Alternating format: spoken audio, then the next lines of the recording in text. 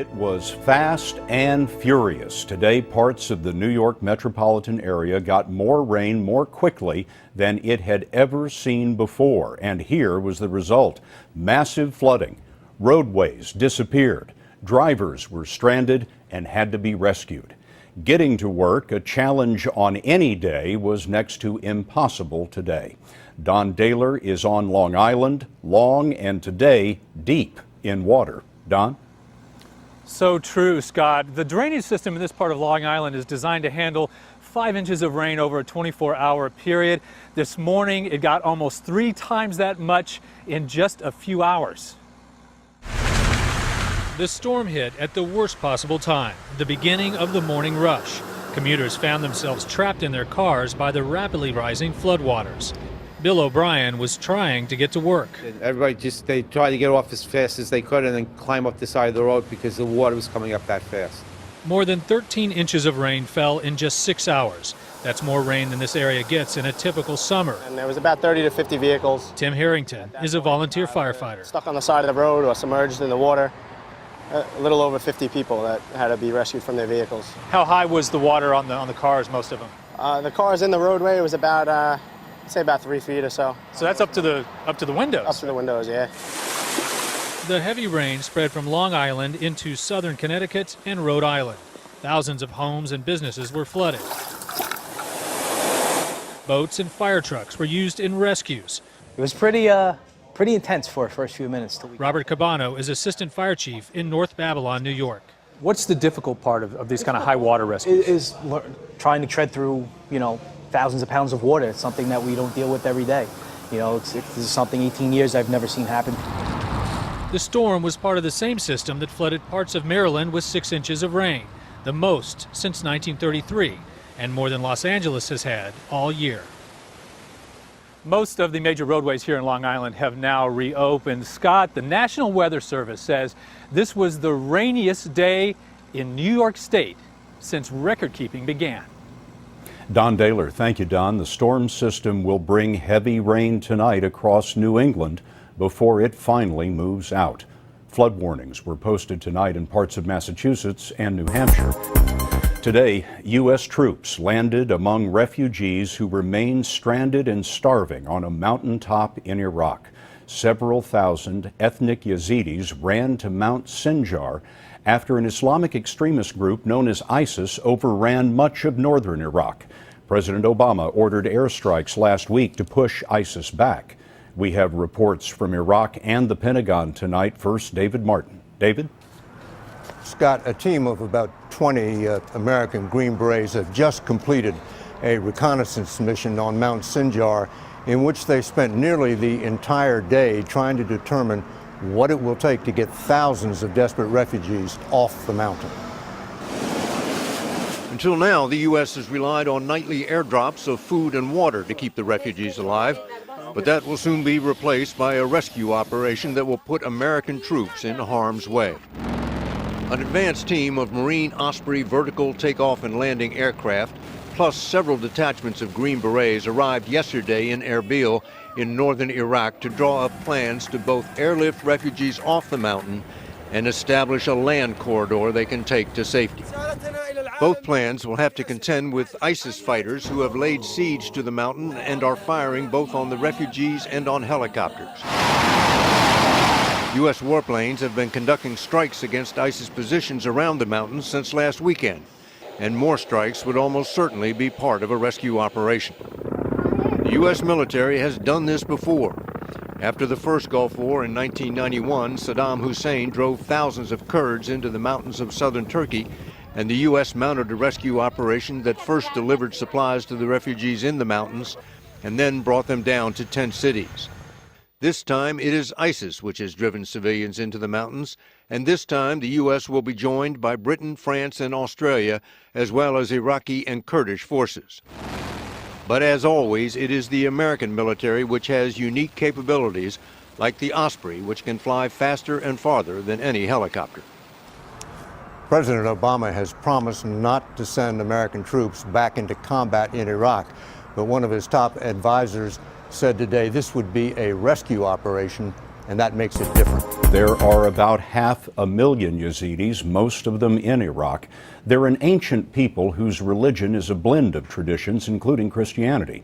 One of their beliefs is that Mount Sinjar, where the refugees are trapped, is where Noah's Ark came to rest. Some Yazidi refugees have escaped the mountain, and Holly Williams has their story. Stranded on a barren mountaintop and surrounded by violent Islamic extremists, thousands of Yazidis have spent 10 days looking death in the face. Those that have made it to safety tell harrowing stories of men being slaughtered and young women taken away by the militants. ISIS began its rampage across northern Iraq 2 months ago. They call the land they've seized an Islamic State, and they've targeted anyone who isn't a Sunni Muslim. But the Yazidis have been singled out because the militants believe they're devil worshippers. They think that they are with no religion, so they can do with them as they want. Athil al-Najafi is the governor of Nineveh province, home to the Yazidis. He was forced to flee the capital, Mosul, when ISIS captured it in June.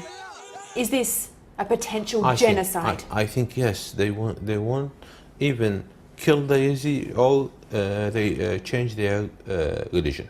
They're trying to force them to convert to Islam. They can't force them to Islam or to kill them. Governor Najafi told us it's possible to save the Yazidis, but only if the US and other countries intervene. Do the Iraqi leaders in Baghdad, do they care what happens to the Yazidis? No. They can die. If we didn't get the help of the world, of the international help, the Yazidi would die there. The governor blames the Iraqi Prime Minister Nouri al-Maliki for fanning religious hatred and only serving the interests of Shiite Muslims. Many Sunni Muslims here in northern Iraq support the ISIS militants because they feel they've been treated as second-class citizens. So, Scott, perhaps the only way the Iraqi government will defeat the Islamic extremists is by beginning to work for the interests of all Iraqis. Holly Williams reporting for us again tonight from Erbil. Holly, thanks. Tonight, President Obama and Hillary Clinton will be attending a party on Martha's Vineyard, where the president is vacationing. Earlier today, at a book signing, his former Secretary of State says she's looking forward to, quote, hugging it out with him. Relations have been strained since Clinton criticized her former boss in a magazine interview. She said, among other things, the president's failure to help Syrian rebels left a vacuum that is now being filled by ISIS terrorists. With a view on all of this, we're going to turn to Bob Schieffer, our chief Washington correspondent and anchor of Face the Nation. Bob? Scott, regardless of how many more times Mrs. Clinton says she was not criticizing the president during that recent interview, she really did zing him when she said great nations need organizing principles, and don't do stupid stuff is not an organizing principle. Don't do stupid stuff is the president's own description of his foreign policy, so it's going to take more than a party hug tonight to make the president forget that criticism. On the substance of it, Mrs. Clinton favors a more muscular foreign policy than the president, and this is just the latest example of that. On the politics of it, she is walking a very fine line here. She does not want to turn off the hardcore liberal left, but she also wants independent voters, if she does decide to run, to know that she would have done certain things differently, especially the things that went wrong lately. So don't be fooled by the air kisses and the hugs when they meet tonight. This story is not over. It is just beginning. 2 years out, and even the Democrats are running against the president. Bob, thanks very much. We learned today that a police officer who shot an unarmed black man to death in Ferguson, Missouri last weekend was himself hurt during the confrontation. The officer has still not been identified. He was treated for an injury to his face. The police chief said today his department is working with community relations experts from the Justice Department to address racial tension in the St. Louis suburb. Mark Strassman is there. The Metro Shooting Store is 5 miles outside Ferguson. Owner Steve King told us he typically sells 5 guns a day. Yesterday, he sold 30. 100% of the people purchasing firearms in the last 2 days have been buying them for defensive purposes. When you talk to them, what are they afraid of? They're afraid of the rioting, they're afraid of looting, they're afraid of personal injury to themselves or their family, they're afraid that something's going to happen. Early this morning, a St. Louis County officer critically wounded a 19-year-old man. He was described as armed and part of a crowd of 30 people, including 4 men in ski masks carrying shotguns.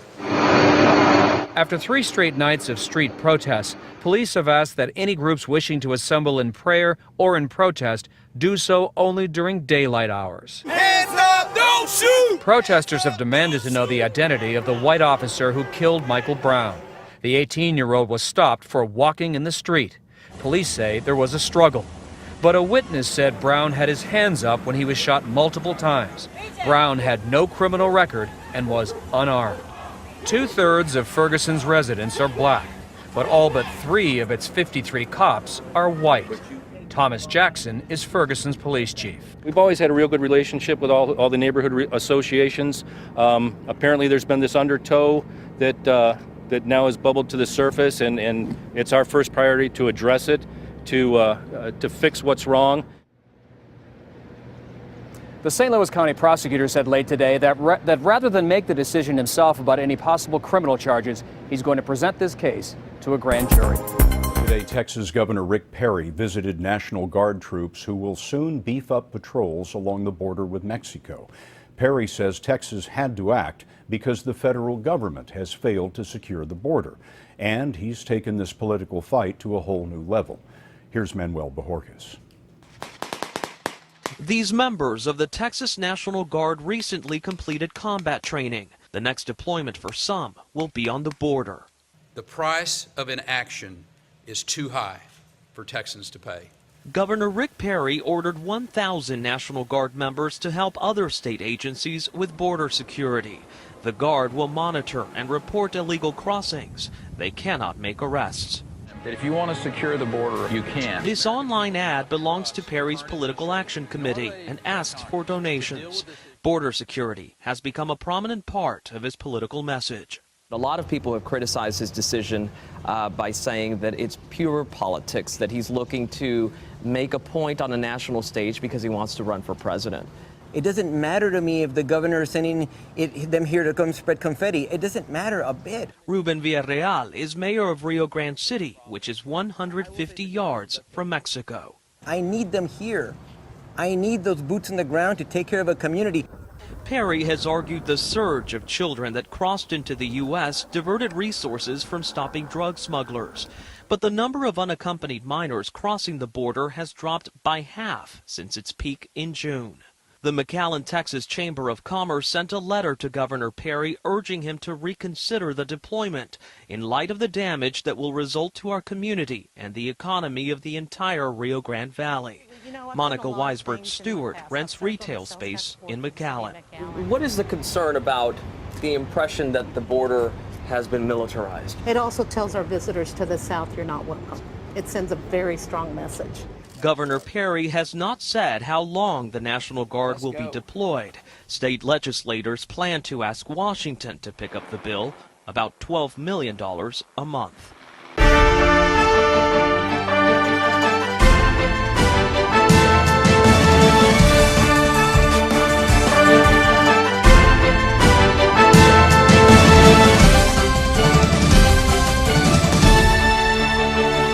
France says hundreds of French citizens are involved in the Middle East battles, and some have joined ISIL Takfiri militants in the region. The country's top security official said nearly 900 French are part of the conflicts in Iraq and Syria. The French Interior Minister Bernard Cazeneuve has also said that the number of French youth leaving the country for the war zones continues to grow. Security officials fear that the European militants will use their combat skills against their homelands upon home attack.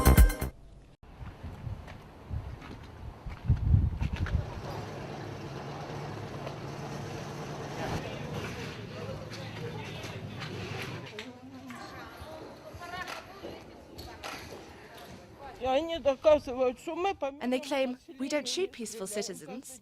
They say it every day. So who is shooting then? The National Guard is in Vasilivka, and it came from over there. No one knows anything about an evacuation. We just heard that about a week ago they evacuated the town hall and the hospital. People are waiting at the station, having come from Shakhtarsk, Lugansk, for trains that are days late. I work on the railway myself, and I know thousands of people are waiting there.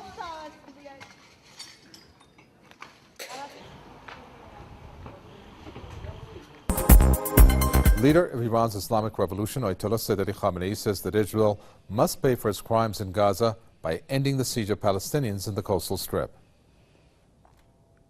منطق فلسطینی ها در غزه منطق درستی است. منطق درستی است.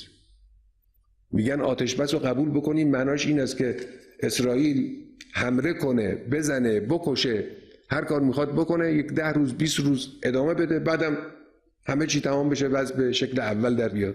کدام عاقلی، کدام منطقی این رو میپذیره؟ حالا که این همه خسارت بر اینها وارد شده، باید یه اثری داشته باشه. این اثر برداشتن محاصره غزه است. خواسته اینا خواسته منطقی است. هیچ انسان با انصافی نمیتوانه این خواسته رو نفی کنه و انکار کنه. Ayatollah Khamenei also spoke of the world nation's anger at the United States over its complicity in Israeli crimes. He said no one thinks that the U.S. is blameless when it comes to Tel Aviv's crimes against Palestinians. This, Ayatollah Khamenei said, has weakened Washington's position in the international community. The leader also pointed to the political situation in Iraq. He expressed hope that the election of the country's new prime minister would resolve the problems there and give a good lesson to those seeking to sow the seeds of sedition in Iraq. Ayatollah Khamenei made the comments during a meeting with Iranian diplomats serving in foreign countries. Dr. Kaveh Afrasiabi is an author and political scientist who joins us from New York to share his thoughts on this. Dr. Afrasiabi, Iran's leader has come out. Sounds like a very fair statement that he made regarding what Palestinians' rights should be in the first place. I mean, we can't foresee this going back to the status quo. Do you think, based on the talks that are happening, indirect talks in Egypt, that Gazans and the Palestinian factions are any closer to having their siege lifted? I certainly hope so, because the international community is for the most part behind the Gazans in this particular case, and Israel feels isolated, as well as the United States, which had the shame of being the only country voting against the Human Rights Council's authorization of an inquiry into the war crimes that Israel perpetrated in the course of this war this past month. And I really hope that the statements that were powerfully made by the Supreme Leader will resonate throughout the Middle East and indeed the world community, that needs to be vigilant on this issue, because as the leader said, we cannot have this vicious cycle of every few years Israel demolishing so many tens of thousands of homes and getting away with it. The international community must impose severe financial and material costs to Israel for its war crimes in Israel, in Gaza, which is currently under investigation by a UN investigation team. And there are irrefutable evidence of these war crimes of Israel deliberately targeting the physical and civilian infrastructure throughout Gaza, the media centers, hospitals, schools, and so on, and killing 2,000 innocent civilians and injuring some 10,000. According to the UN reports, some 36,000 homes have been demolished or severely damaged. And Israel needs to pay for these, and there is the issue of financial repatriation, which after a report by the UN should be emphasized by the international community, as the Supreme Leader rightly said. Well, when you talk about the report by the UN, I'm assuming you're referring to the most recent appointment that has been made about these 3 people that are going to be involved overlooking a report into war crimes being committed. The UN Secretary General has come out he has said there's got to be accountability. We know last time around with the Goldstone report, there wasn't accountability, really. Plus, Israel has mocked the UN, said that it's biased against Israel. Do you think this time around it's going to be different?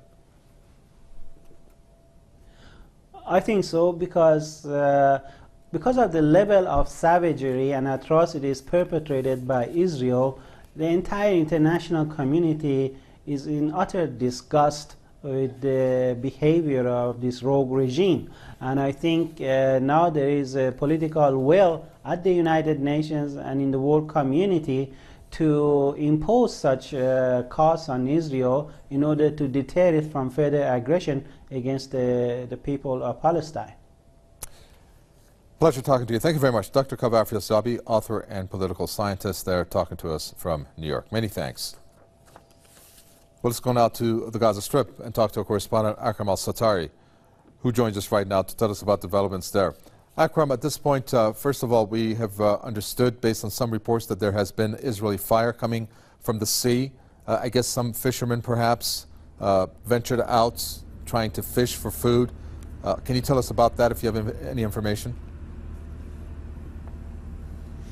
Well, would you please repeat the question? Yeah, there was Israeli fire coming from the sea. Some fishermen were out there, and it was reported that Israel fired on them.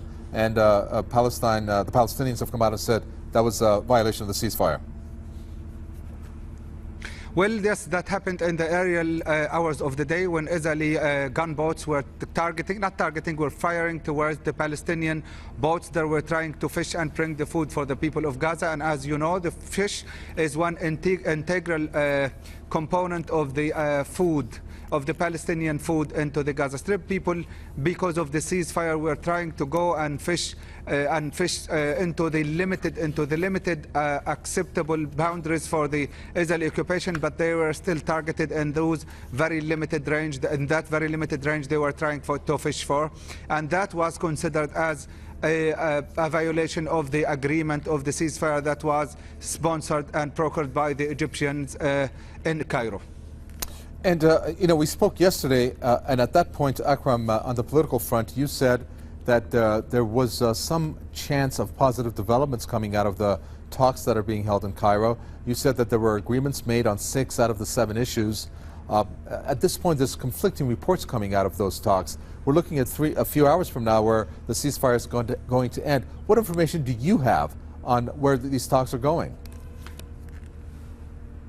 Well, there's some very important thing that we should highlight before it start analyzing the political negotiations in Cairo. Israeli occupation has repeatedly said that they have been negotiating themselves in the past few years when they're negotiating with the Palestinian Authority or with the Arabs in general.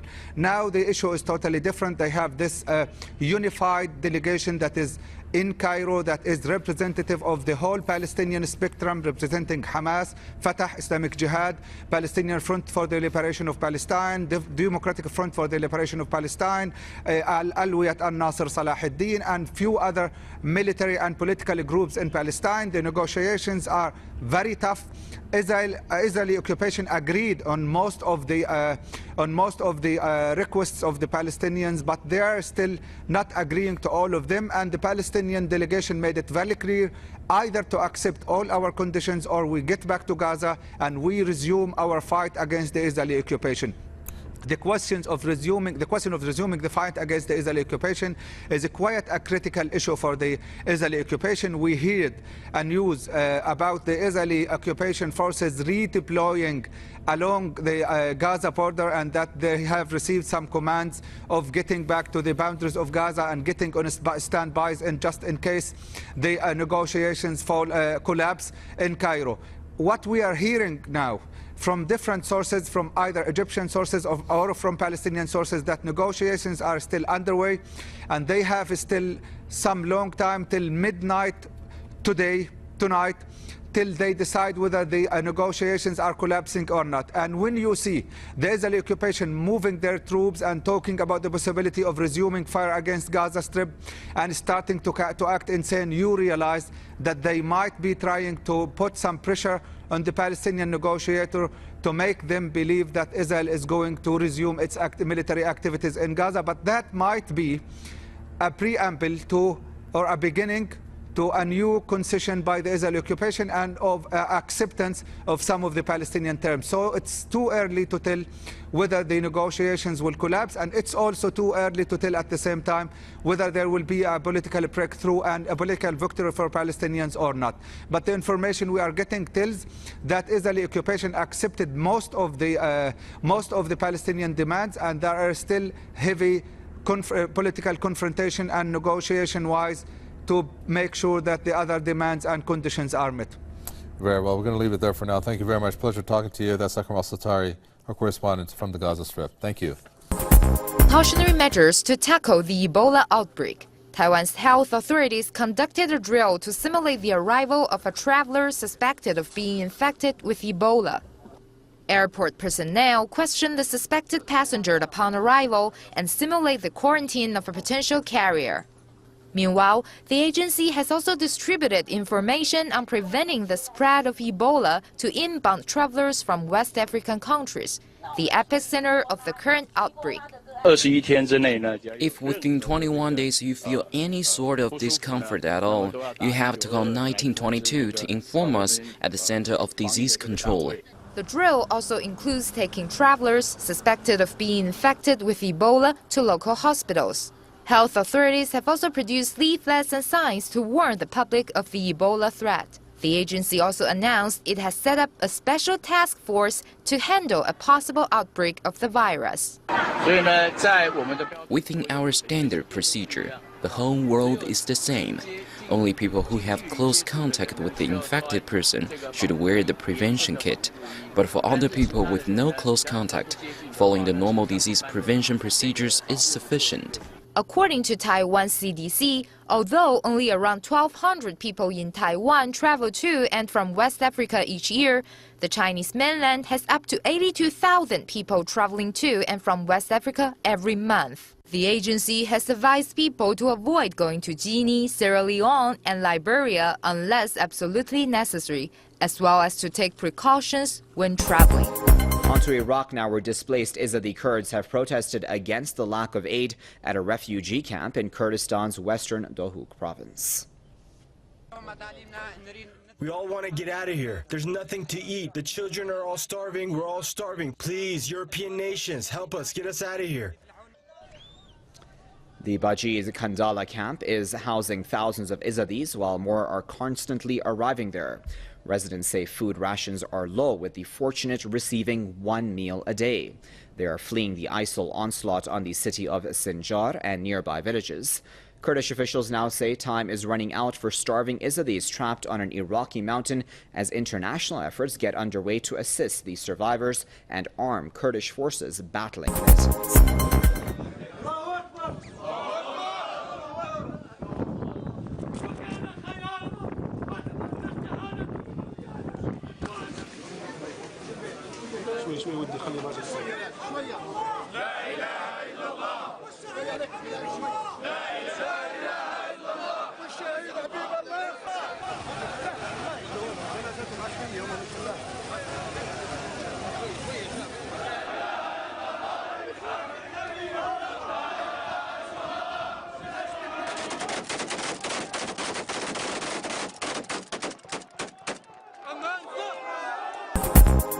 Bogart and Lauren Bacall. They were once Hollywood's biggest couple. Bogart died in 1957, and now with Bacall's death, we will give her the final words tonight from her interviews with CBS News, including a person-to-person interview with Edward R. Murrow. Miss Bacall, what do you consider the best picture you were ever in? Well, the best picture I ever was in was, well, for sentimental reasons, To Have and Have Not. Sure you won't change your mind about this? Uh-huh. The minute you're in something that clicks, people connect you with that part, and in their minds, you become that person. Oh, maybe just whistle. And there is nothing you can do to dispel that. You know how to whistle, don't you, Steve? You just put your lips together and blow. I had no idea that the line would have that effect.